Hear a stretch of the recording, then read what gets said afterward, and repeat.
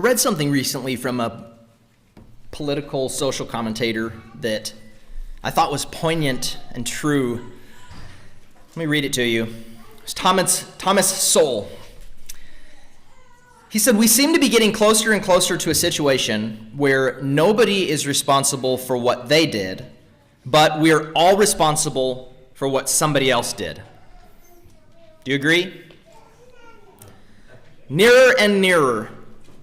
If I'm only the way that I am because that person over there is toxic and they've poisoned me, it's them. I only aborted my baby because the system was rigged against her and I was not provided free contraceptives. I'm only an alcoholic because my dad was. I'm only unhealthy because it runs in my family.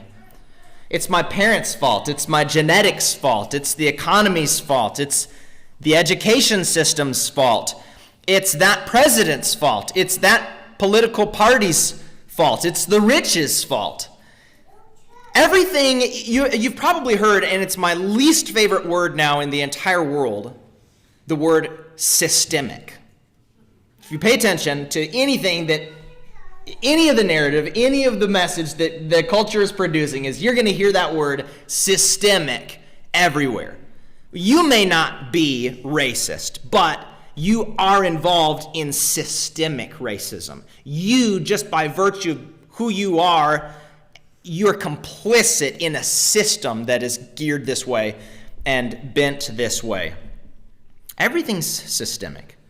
The problem with the prisons, the problem with lack of education, it's just all systemic. It's pointing to everybody else. There's always somebody else who's responsible for why I am the way that I am. And so I don't ever have to take any responsibility. I don't ever have to own up. I can spend my time critiquing and pointing fingers and ridiculing everybody else because they're the reason why I am this way. I was listening to some guys recently and they were talking about, maybe one of the roots that's led into this was a Genevan philosopher named Rousseau. You've probably heard of him, or you may have. But he said, man is born free, but is everywhere in chains. And so his political theory was really built on this idea that you come into the world totally perfectly good, everything about you is good, but every system around you is just oppressive. And you're not going to be able to make it to a certain place because everything is chaining you. Everything is binding you. And of course, this is really similar to something that Karl Marx said, founder of communism. Karl Marx said that really all of life is just a class struggle. It's the proletarians against the bourgeoisies, and it's the ruling class against the working class. And if you're in the working class, you are never able to break out of it. So the proletarians need to rise up against the working class, and we need to abolish all private property. And this is the reason why you struggle the way that you do. It's because of somebody else.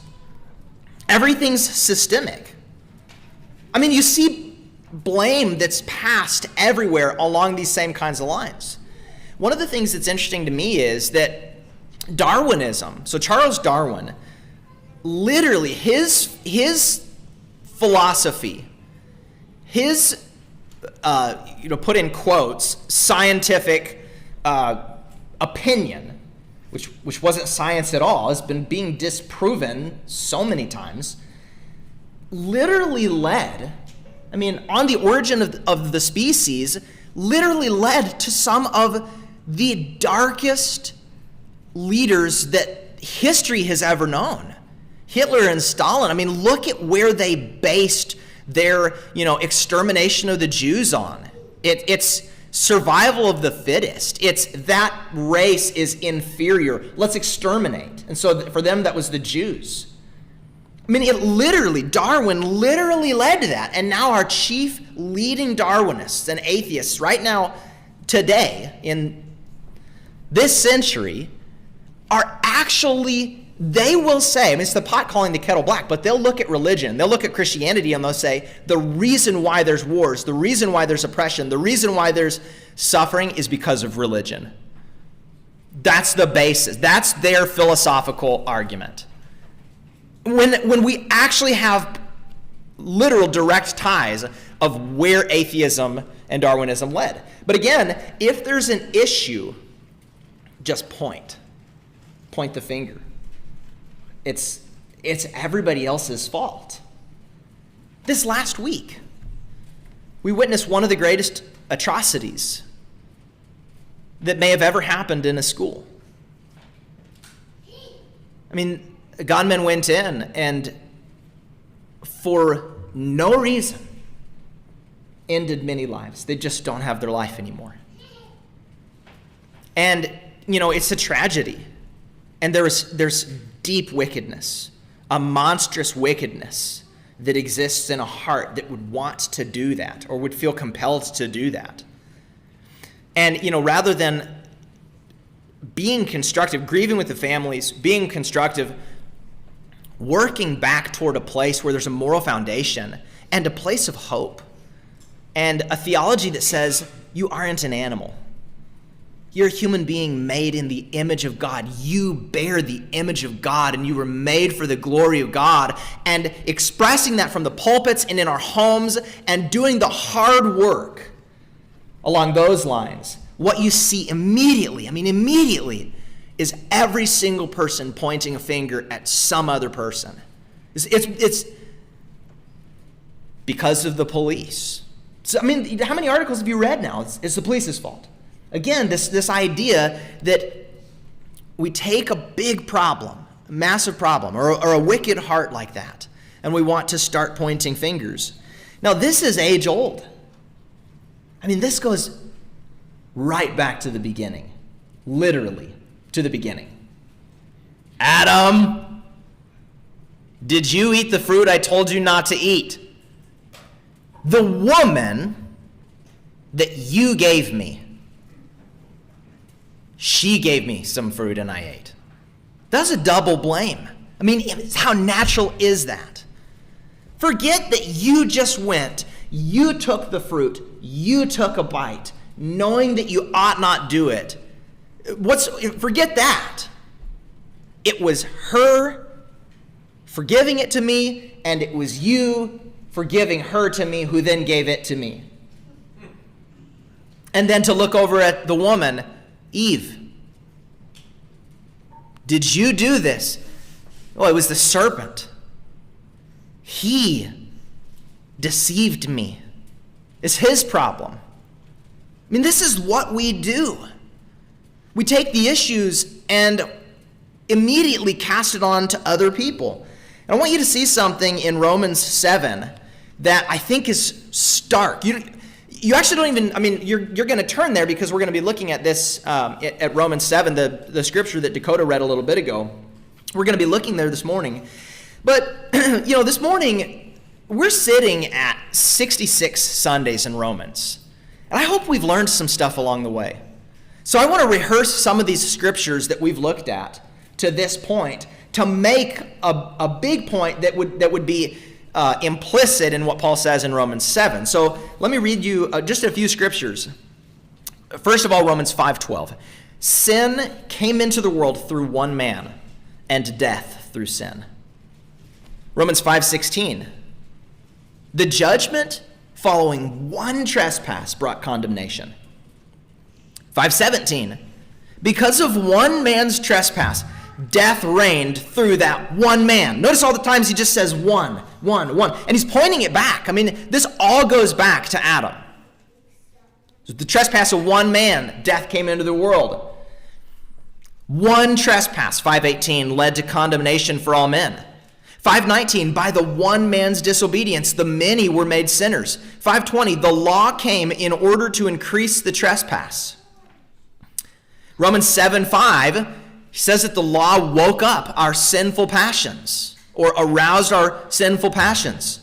Romans 6, the law held us captive. Now, you take all of that. What could you do? Here's what you could so easily do. You could look on your life. You could look at the sins in your life. You could look at the wickedness that exists in your heart.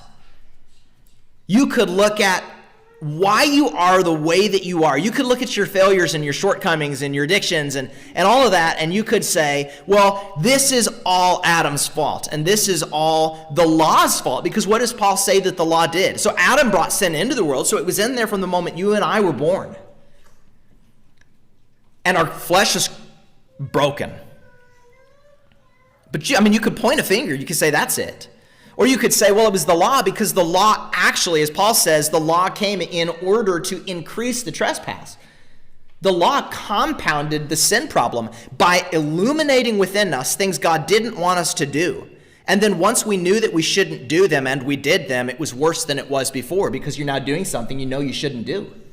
So there's a compounding. You could take all of that together. You could say it was Adam's fault, it was the law's fault, and then so what does that do for me? Well, I'm off the hook. It excuses me of any blame. Really and truly, Paul's the one that's been painting this picture. Couldn't Paul say that the reason why he was the way that he was, what does he say? He was a Pharisee of Pharisees. He was born of the tribe of Benjamin, circumcised on the 8th day, raised up under Gamaliel, a scholar. As to zeal, he was a Pharisee. And, as to zeal, he was a persecutor of the church. And Paul would wear this crown of everlasting shame where he'd call himself the chief of all sinners, because there was a point in his life when he was actually trying to murder the church that he would one day realize was the truth. Couldn't Paul say very, very easily, and it be somewhat accurate to say, I'm the way that I am because I was raised up in a Pharisaical home. My parents were Pharisees. I went to a Pharisee synagogue, and my theology from the earliest point was poisoned by these other people, and that's why I am the way that I am. Couldn't he have done that? Couldn't he have done what we do today? He could say, a huge part of this struggle that I have in my life, and the reason why I'm, maybe not being as successful as I would like to be, is because of Roman oppression. The Romans, their idea of the Pax Romana, the peace of Rome, their way to peace was to conquer nations and to conquer kingdoms and to say, you will be a part of Rome, and therefore we'll establish our peace by our rule over you. And then they would set up these false states like Jerusalem, where they give a wink and say Herod's the king, but really he wasn't. Who was really the king? It was Caesar. And couldn't he say what we say today? Well, this is just an oppressive system. The Romans were literally oppressive. They were literally enslaving people. How economically and spiritually and socially did they affect the way things were done for Jews and people trying to live for God? Couldn't he have said, it was the Pharisees' fault, it was the Romans' fault, it was my parents' fault, it was Adam's fault, it was the law's fault. But the thing is, when you get into Romans chapter 7, the thing that you see is a long repetition of first-person pronouns. You want to go to the root of sin. You want to go to the heart of the problem. Look right in here. Me.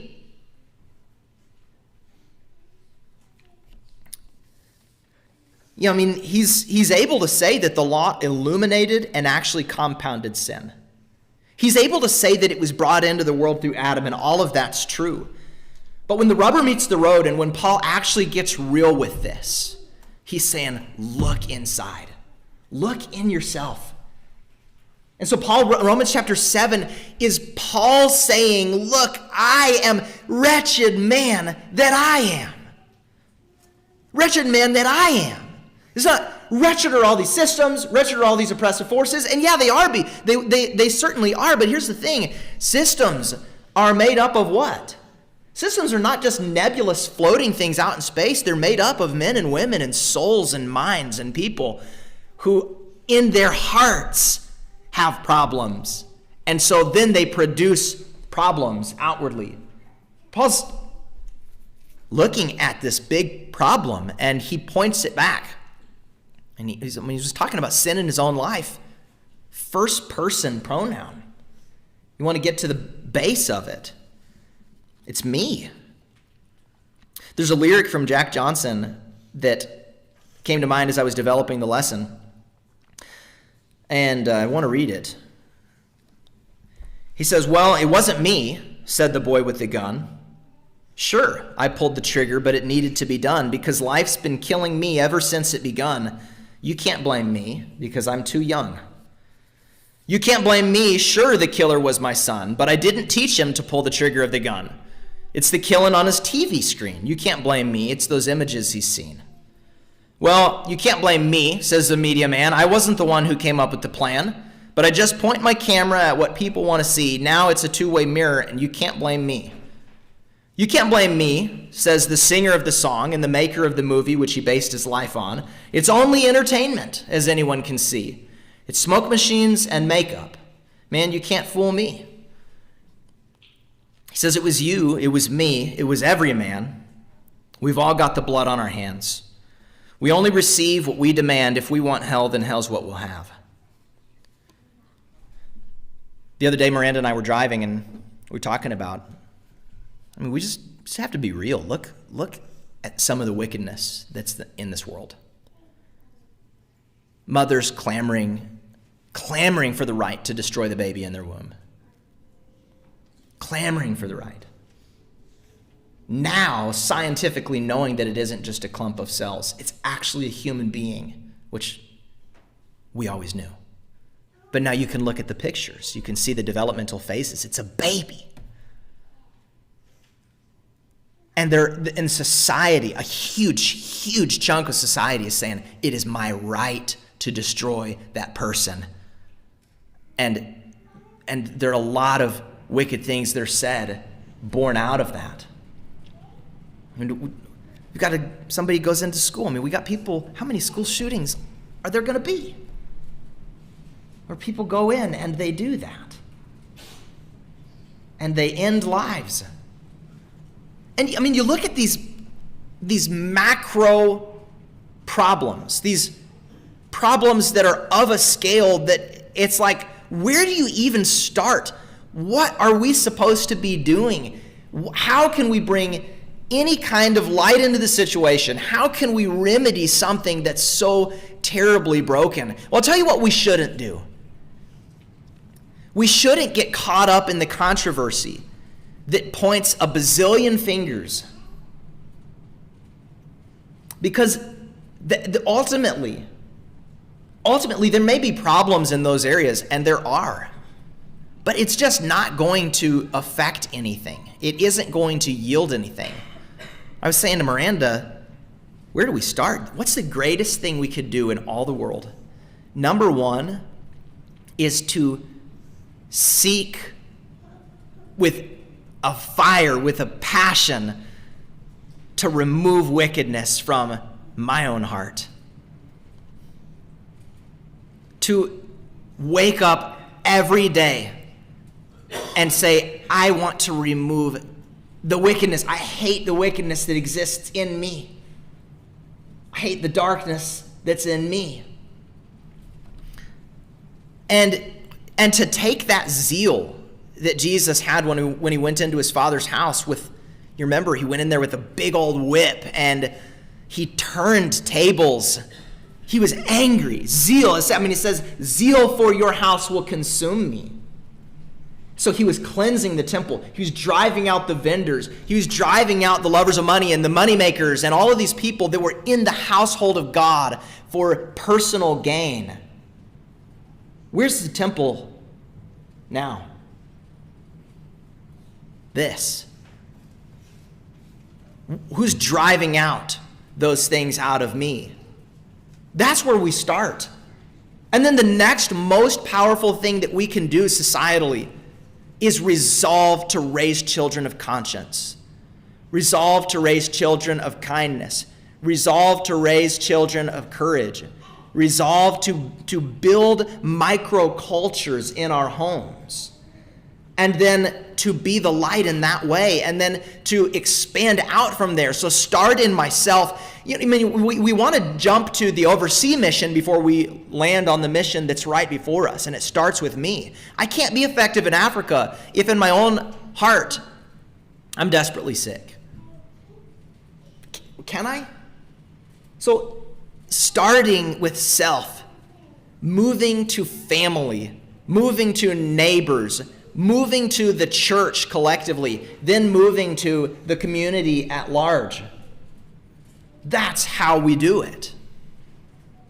But it all begins inside the self.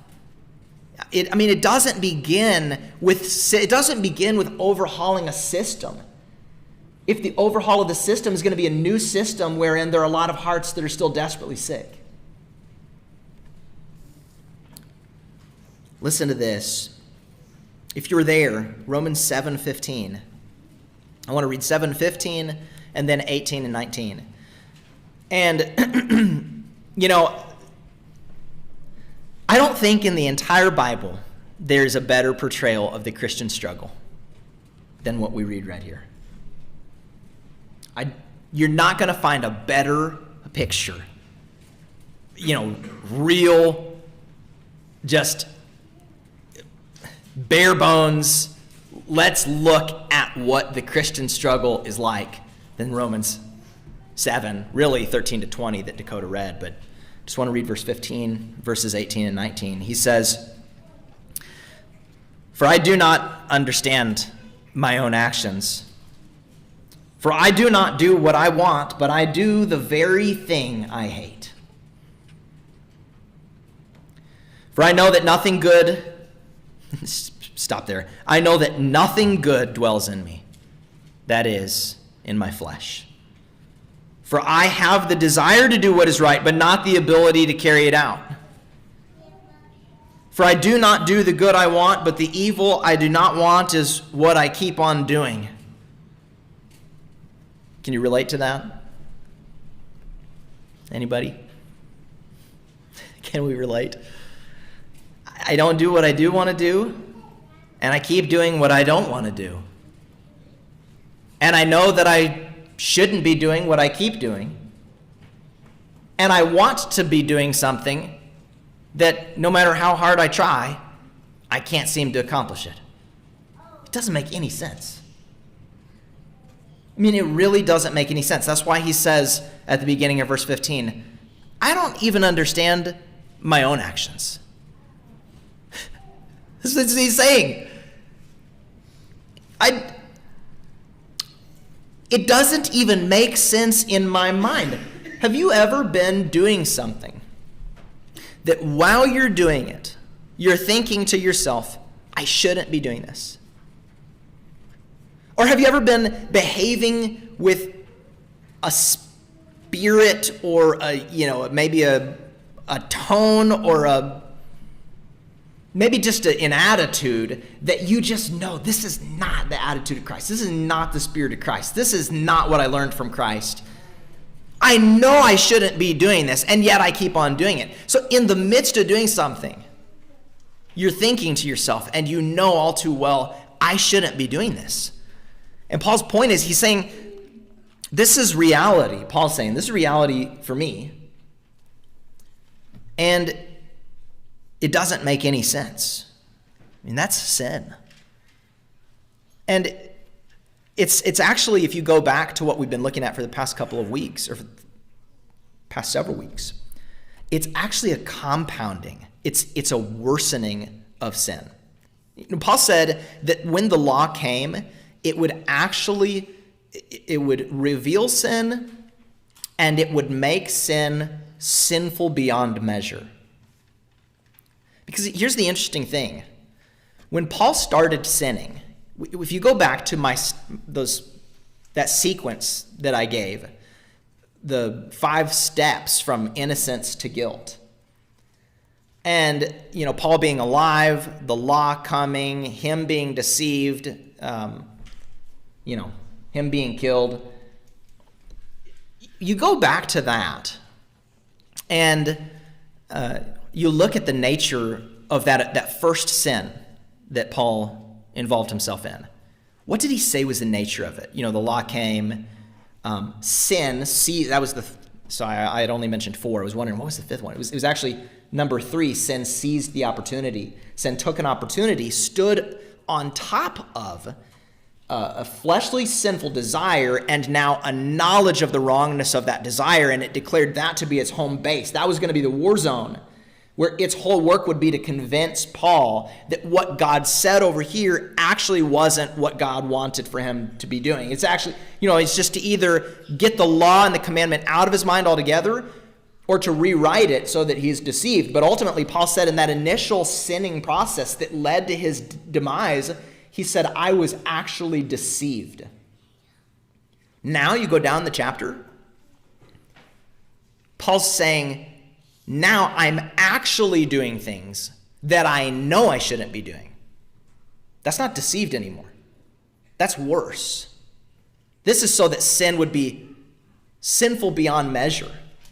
It is possible to sin without being deceived. It's possible to go into sin eyes wide open.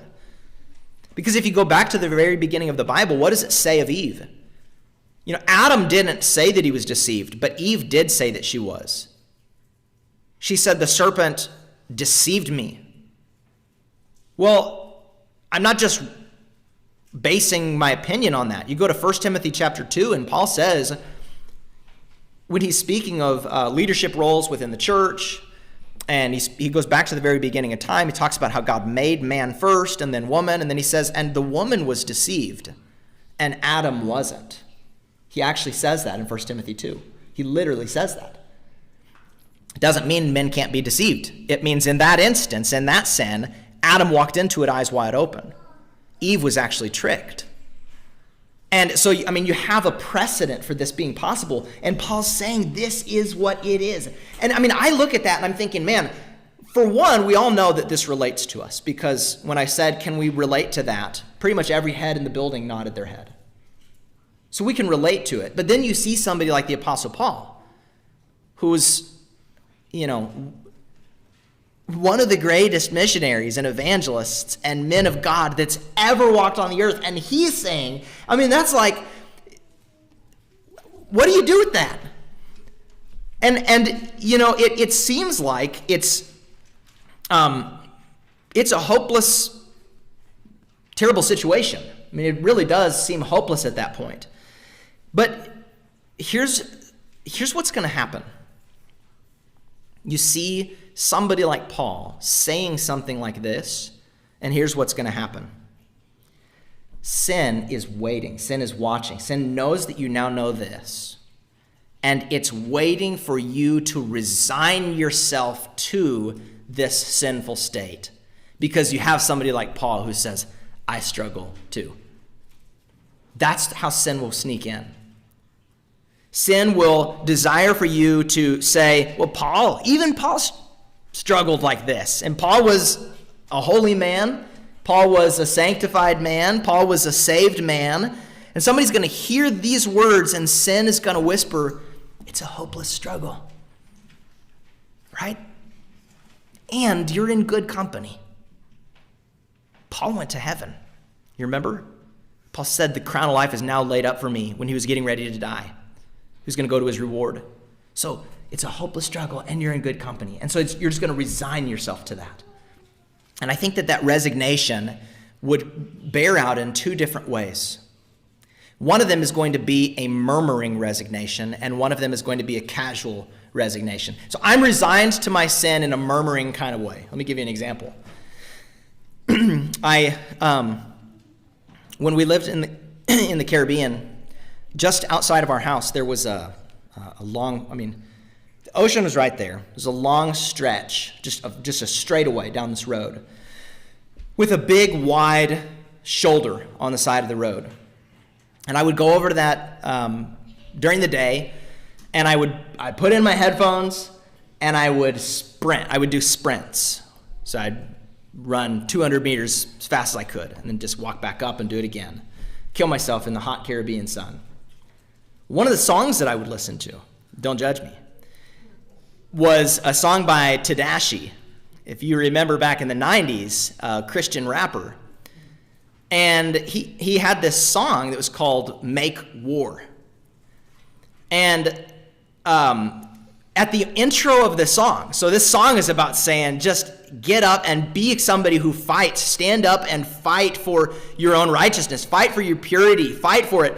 And at the intro of the song, you have a Christian, a very well-known Christian pastor, teacher, theologian, that Tadashi took a clip from one of his sermons and put it on the intro. There's a little bit of background music to it. But anyways, it's John Piper.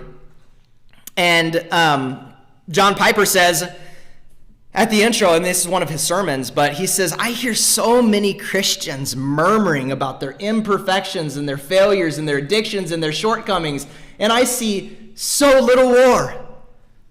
Murmur, murmur, murmur. Why am I this way? Make war.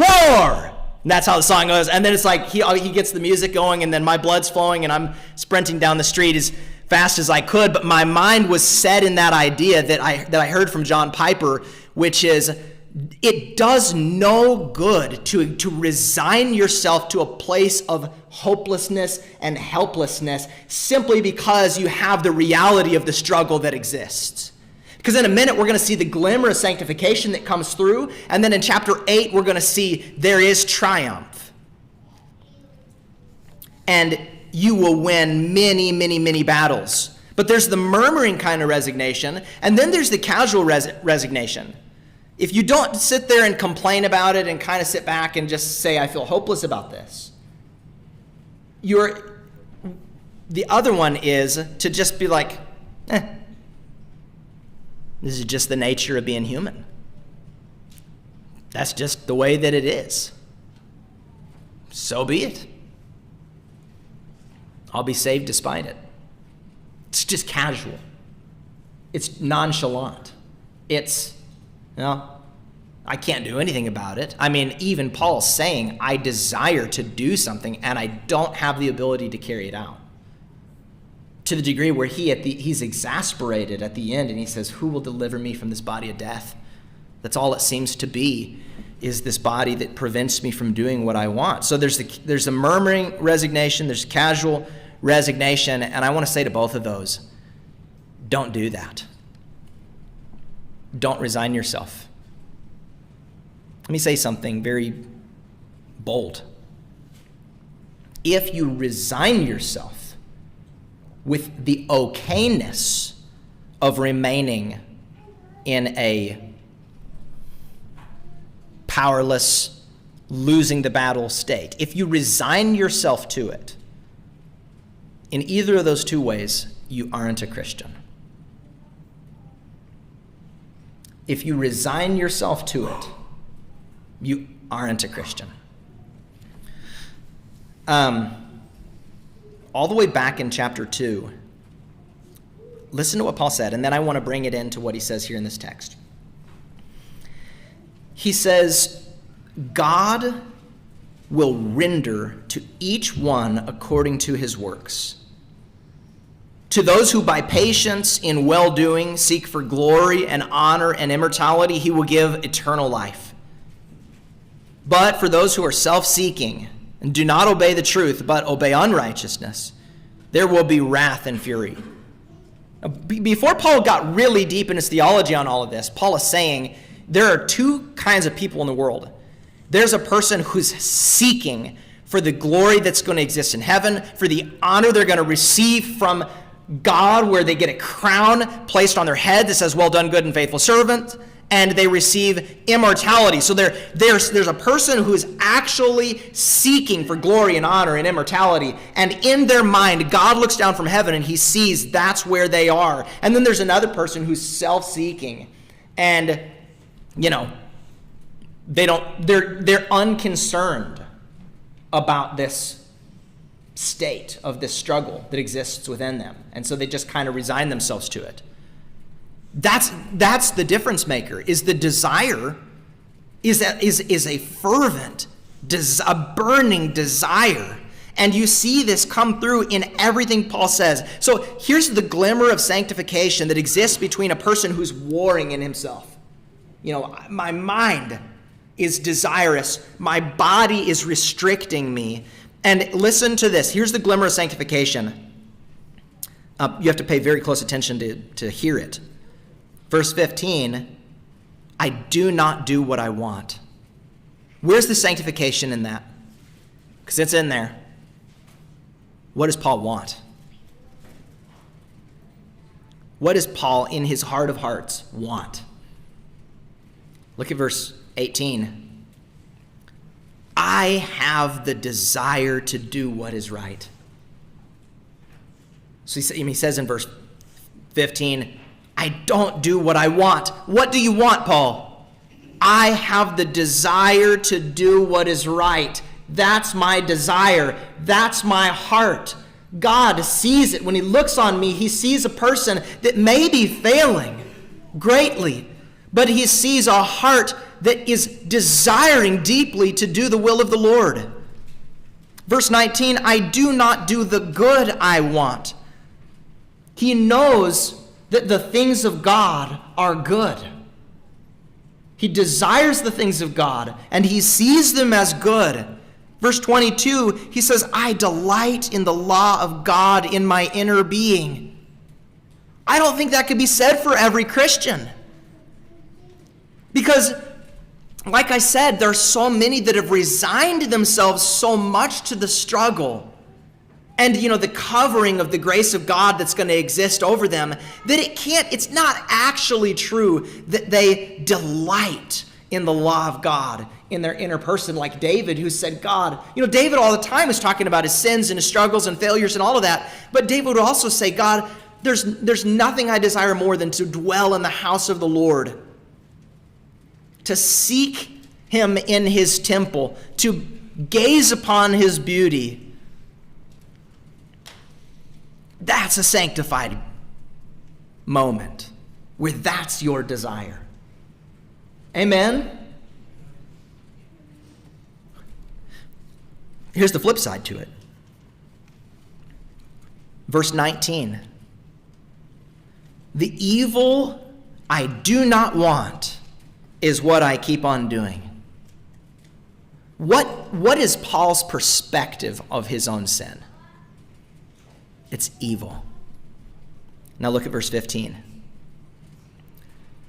I do the very thing I hate. It's the strongest choice of words for it. Is there a spirit of resignation?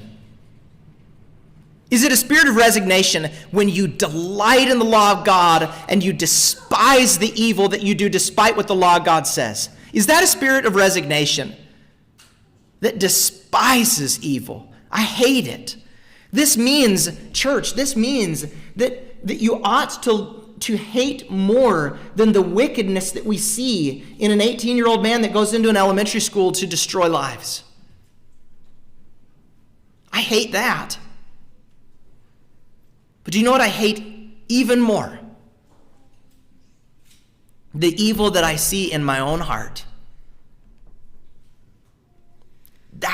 This is what Paul's saying. Here's a Christian. I mean, he paints a real picture. He says, let's look at this seriously. I'm never going to be able to fully accomplish my desire. I have great desires. I have a huge picture. I see Jesus. That's my picture. That's what I want. I desire to be him. Am I ever going to be? No. But I want it with everything within me. And anytime I do something that's contrary to that, I hate it. It eats me up. That's the spirit that we're to have. We're to look within ourselves and hate more than the murderer that shot up a school. We're to hate it most in our own lives, to despise it, to hate pride, to hate lust, to hate deception, to hate anger and quarreling and selfishness, discontentment, bitterness, fear. All of the things that we're called not to do, we're to hate it. Because we know it's the enemy of God. And believe it or not, when that's your reality, several months ago, we had a lesson on sanctification and the process. When that's your reality, you're going to be able to say with Paul when you've been a Christian for 40 years, you're going to be able to say, I do the very thing I don't want to do, and I don't do the thing I do want to do. But you know what? That's going to look quite a bit different than it did 40 years earlier. It's true. I was talking to a Christian recently. I mean, when I was a Christian in my younger years, it seemed that the struggles are more outward, fleshly, just outward stuff. It's self-control, controlling the impulses of the body, the desires of the body. It's just, the first line of defense is stop whatever it is externally that's a sinful thing. But it seems the longer that I'm a Christian, the deeper in the struggle and stuff goes. And I remember listening to a Christian a number of years ago who said, I can go a really long time without sinning with my hands. But I can't really go a day without sinning in my mind. I mean, the nature of the struggle is different. I don't think a Christian should be 40 years down the road and still can't keep their hands off of a bottle. 40 years earlier, still drinking, and 40 years later, still drinking. I think that should be broken. I don't think that a Christian, is going to be 40 years down the road and still can't control their lust. Still can't stop clicking on the bad websites. But it goes deeper and deeper. So the nature, it's always going to be a struggle, but you will transcend it, and you will move closer and closer and closer to the mark, which is Jesus. So this morning, church, none of us are going to be perfect. That's what this text is saying. It's impossible. Literally, it's impossible. And so Paul's been saying all through this whole letter, the grace of Jesus covers those imperfections for people who have faith like Abraham. And as the book unfolds, we see a clearer picture of what the faith of Abraham actually is. It's one that's not going to be justified on the basis of works, but it will be justified on the basis of a faith that delights in the law of God and despises when I disobey that. That's the Christian life. We're doing that together. So, hate evil with a passion. Love the command of the Lord with all of your heart, because it is holy and it is righteous and it is good. And have grace and forgiveness for both yourself and for those all around you when we fail to meet what that ideal would be. Let's stand and sing.